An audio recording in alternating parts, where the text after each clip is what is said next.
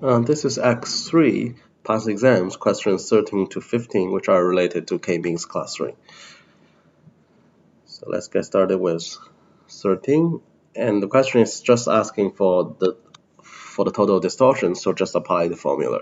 So the first step is to assign points to the nearest center. So we have -4, -3, -2, and 8, and 10. So -4 is closer to -5, and -3 is equally distant from -5 and -1. So we need the tie breaking rule. And in case of ties, we assign things to the first cluster. So that's why these two belong to the -5 cluster, and these three belong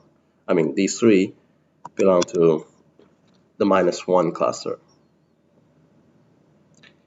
So next, just compute the sum of squares.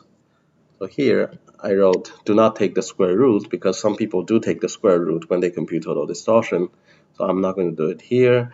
So that's basically the difference between -4 and -5, which is 1 squared, plus -3 minus -5 squared, plus now we're moving on to the next cluster, -2 minus 1 squared, plus 8 minus -1 squared. So it's actually 9, not 7.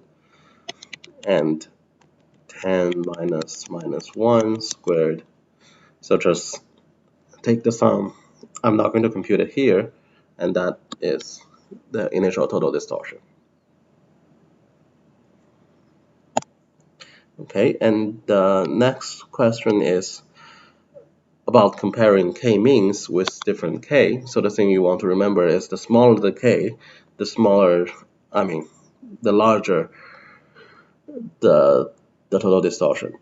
So in particular, if you have k equals to the number of points, then what it means is each point is its own cluster, and also they are unique. So if you imagine you have 1,000 points, and this belongs to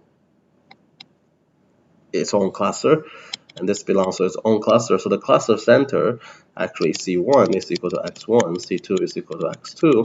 So if you take the difference and square them, that's the total distortion formula. You get all of them are equal, so all of them are zeros. So in particular, that's exactly 0. And since the points are unique, it's actually impossible if you use, say, 964 as k. It's impossible that all of them happen to be the same. So we cannot get to 0, and total distortion is the sum of square of stuff, so it's impossible to be negative. So definitely, no matter what the other numbers are, when k is 1,000, the total distortion is 0. So that's the one that minimizes total distortion. So it's actually kind of the opposite of kn, where if k is 1, then it's classifying everything correctly. Okay, so the last one is a question that I think it's similar to the question in the homework. It's slightly different because we want one cluster to be empty, but the idea is similar. So first we need to rewrite the data set so that they are in the correct order: -4, -3, -2, 8, and 10. And we have one cluster center that's at here, -7, and probably the other one is somewhere here, x.